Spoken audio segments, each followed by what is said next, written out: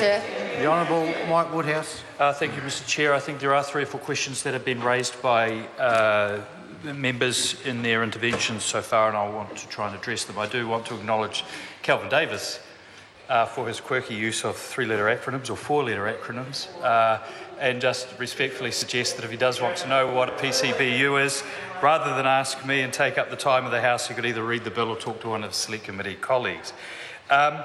Ms Roach has raised 3 points. I think in respect of PCBUs operating together and the requirements of good faith, I don't think it's a question of the Minister not supporting that. My position and the Government's position is actually those requirements are already in the bill, written in different ways, but there is definitely an expectation and a requirement for PCBUs to work together to ensure the health and safety of everybody in that workplace. Workers, managers, shoppers, anybody, patients if it's in a hospital, and so on. Now, as to the question of the farmhouse, I think the member has conflated a couple of issues. So I'll go through the first scenario, and that is addressed by SOP to an amendment to clause 32(1)b, making it absolutely clear that the farmhouse is not a place of work.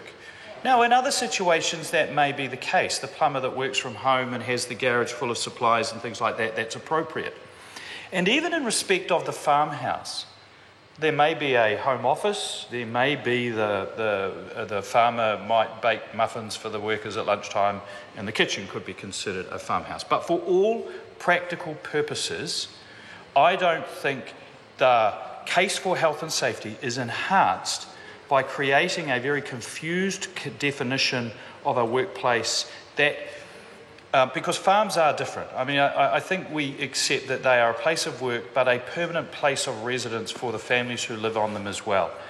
And for the sake of clarity, the committee and the government has thought best to make it much, much cleaner and tidier to say, in respect of the farm, where those sheds where work is carried out, the shearing sheds, the milking sheds, the implement sheds and so on, they're always a workplace, regardless of what is going on. Other parts of the farm is a workplace when work is being done on it, but not when there isn't. And that has certainly eased a lot of the concern around recreational use and access to farms and tracks and mountain bikers and so on. Because that was certainly one of the concerns that we had. And the last thing we want to do is for landowners, farmers, to deny access to one of the great Kiwi pastimes, and that is, living and playing out in the outdoors. So I expect I think that's a very tidy and sensible amendment. But the member then went on to talk about accommodation, and what about if the person who was running the farm doesn't own the farm? Well, that goes to the question, the clause 30, I think it is, 4 and 5.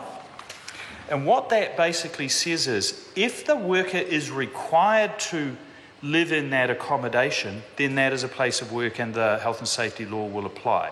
But if the worker has a choice to live in that accommodation or in other accommodation and makes that choice, then this bill will not apply. Now, the scenario is if you're down in the Auckland Islands and working for the Department of Conservation and there's accommodation provided, and frankly one has no choice but to live there, then the health and safety requirements should apply. But if you're an orchard worker in Cromwell and you've got a choice to live in the A-frame accommodation on the side of the orchard, or go to the local campground or the backpackers or some other arrangement, and you make that choice to live on the place of work, then this bill will not apply. And I think that's a sensible balancing of what's been going on in the workplace. So I just wanted to clarify that that farmhouse scenario was actually covered by clause 30, not by clause 32. I call